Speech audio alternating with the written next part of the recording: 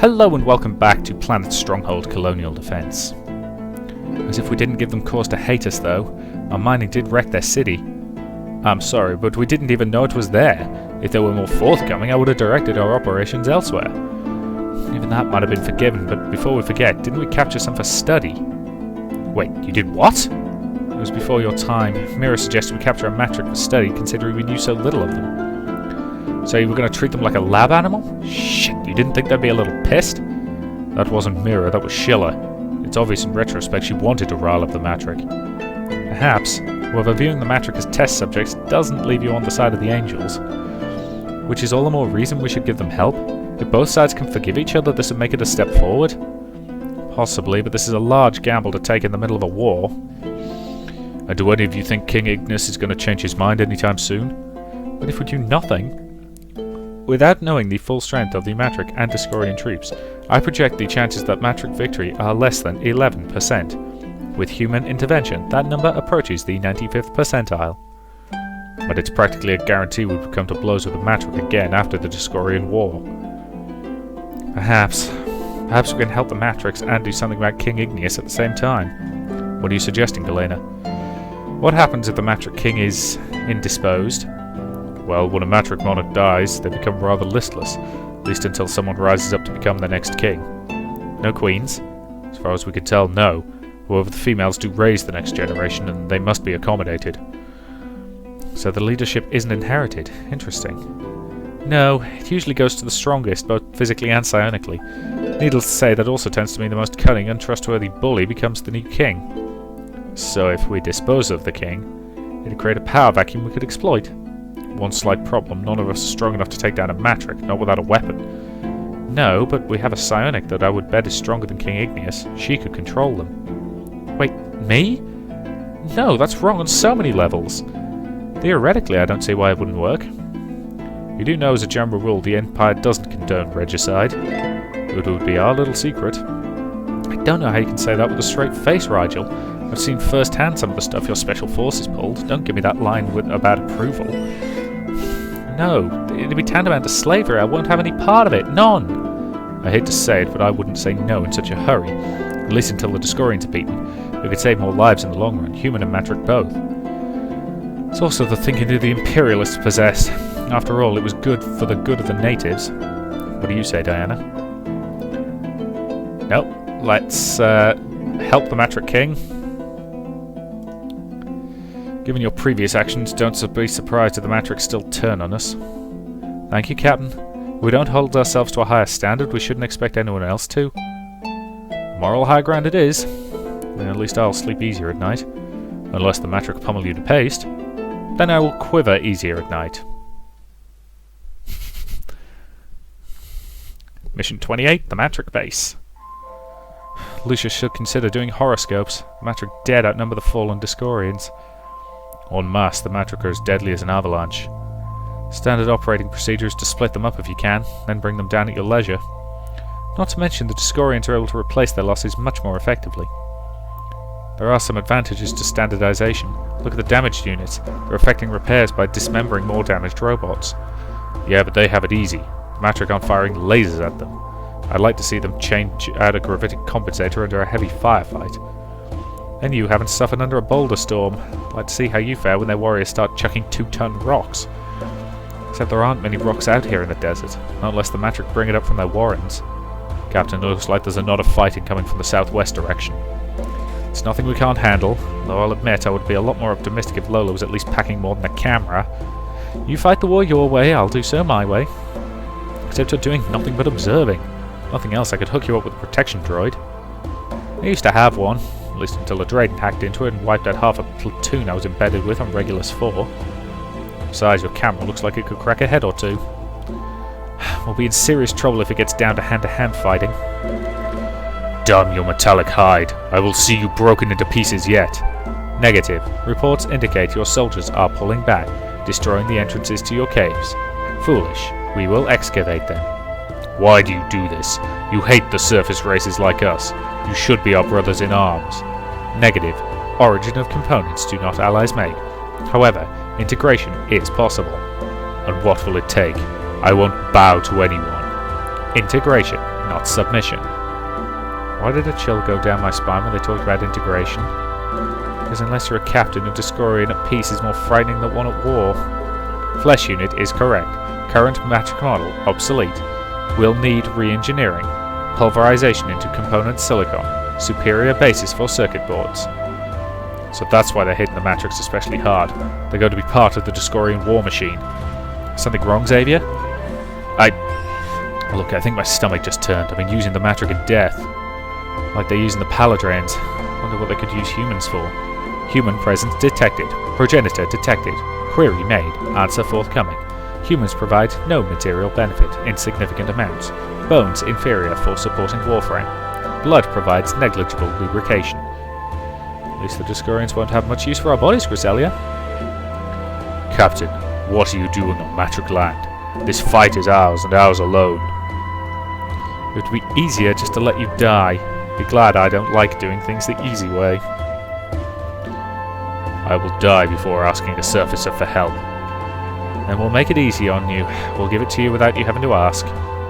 Mario, are you alright? You're bleeding. Fine. I just had to bite my lip. If I didn't, well, I'd be looking for the best place to lay an explosive on a certain king. Arrgh! Impudence! It'll still save your life. Now rally your people while we scramble the Discorians. Okay. Let's take this fight to them.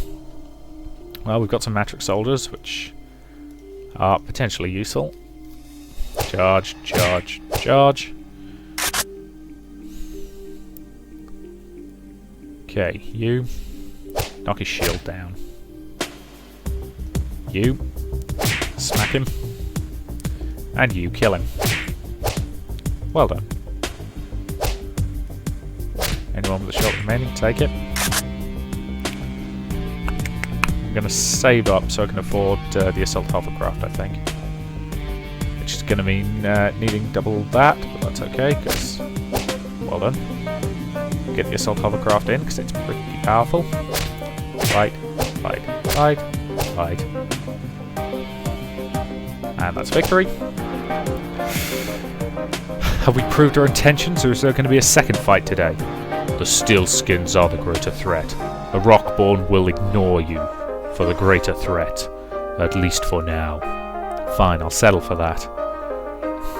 Easier to get blood from a stone than gratitude from a Matrix. At least you didn't read his mind. I almost regret talking the captain out of killing him. Sorry, Griselia. No take-backs. And finally, the Apex Run. So, Captain, what are your thoughts about the Apex Run? It depends on how many shallow graves I can bury them in. Not that I disagree, but that seems a bit extreme, Captain. What brought that on? It probably has something to do with the most popular website in the colony. Have you no decency? Ugh, I should have known. No, Captain, I swear my hands are clean. Besides, I just read it for the articles. You fought me when I tried to get it taken down. You know why they didn't do it, Captain? They're breaking a regulation and a military-sensitive material is on it. Look, I've been out in the field too long. What exactly is going on?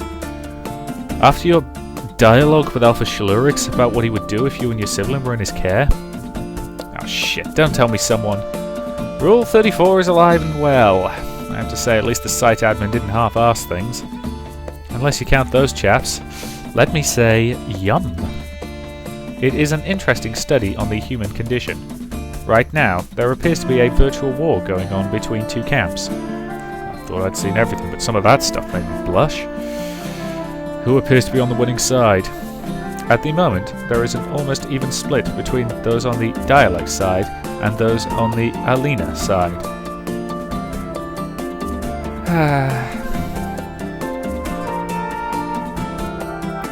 What's the difference? Both are garbage. It depends on who has the whip.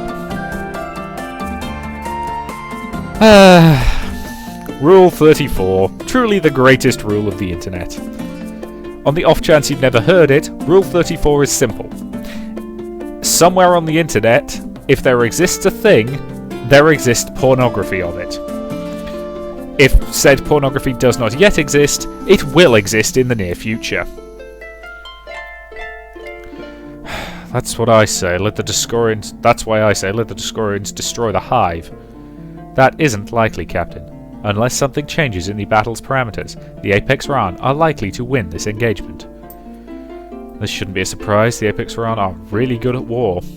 It helps to be trained in it from childhood. And they have a real hatred for robots. As much as it pains me to say, you might want to court them as allies, Captain. Strength isn't everything, Delena. They would be allies of convenience, Charlotte. The Apex Ran would have it no other way. We're quite clear about that. After the present hostilities are done, the old status quo would take place. But why don't we take the opportunity to help the Discorians wipe them out? First, have you ever engaged in tunnel fighting? It's a nasty business, plus the Apex Ran will be fighting on their home ground. And there's a more practical concern. Once defeated, what do you do with the Apex Ran slaves? Surely we can make room. Based on our current inventory, we have neither the rations nor the space to handle a large influx of refugees. Not to mention we'd have to contend with the threat of disease. Perhaps they could assist in defending the colony. With what? The Apex Ran don't exactly let any but the most trusted of their slaves practice with weapons in case it gives them ideas. I hate to have someone without any training at my back. Since I found those Eurasian replicators, well, I know what I would choose. Let the Discorians have them. Same choice. Either we take up both sides or ally with the Apex Ran and all the moral entanglements that creates. Captain, I might have a third option. What do you have in mind? I can make a poison, Captain. Poisoning their leaders will hardly make them worthwhile allies. Let me finish, Rigel. I can make a poison, but it will be slow acting. The infected would certainly perish. Except there's an antidote, one only we would possess. Given time, I'm sure they could synthesize one. Correct. However, you are seeking a way to control the Apex Ran, and this would work, at least in the short term. There enough to take out the whole hive? No, I don't have enough of that. Some of those reagents are rather rare, so widespread application's a no-go. Still, if you were able to infect their leaders... This isn't a leash, it's a noose. I can't condone this. You might as well hook them on drugs, at least it would bring them some pleasure. Good point, Charlotte. I should engineer it so that getting the antidote gives one a euphoric high. That wasn't a suggestion? How would I give them this poison? I doubt they'd line up for some special fruity drinks. Well, that's the beauty of it. It'll be in aerosol form. Whether it's breathed in or absorbed through the skin, both are equally effective. And how do you expect my sister to get in that close? The Alpha's weirdly fond of me. I'm sure he'd be willing to talk. Not after this. What sort of side effects can I expect for humans? There aren't any. Even if you get close, I doubt the Apex Ran are going to let the Captain go after she's poisoned them. I've already thought of that. Captain will have 10 minutes in which they're immobile but aware. Give her enough time to explain the situation and flee.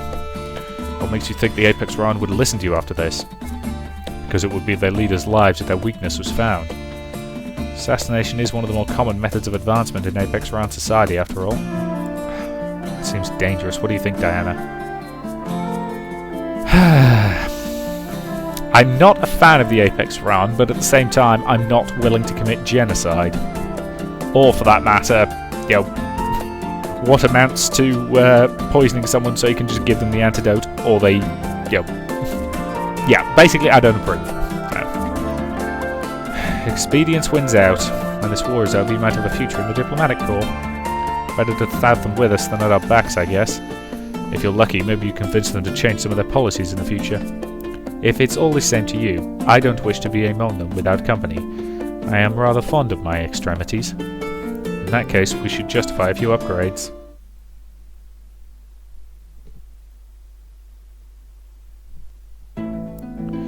Lucius, your analysis was spot on. The Apex Ran certainly made short work out of the Discorians.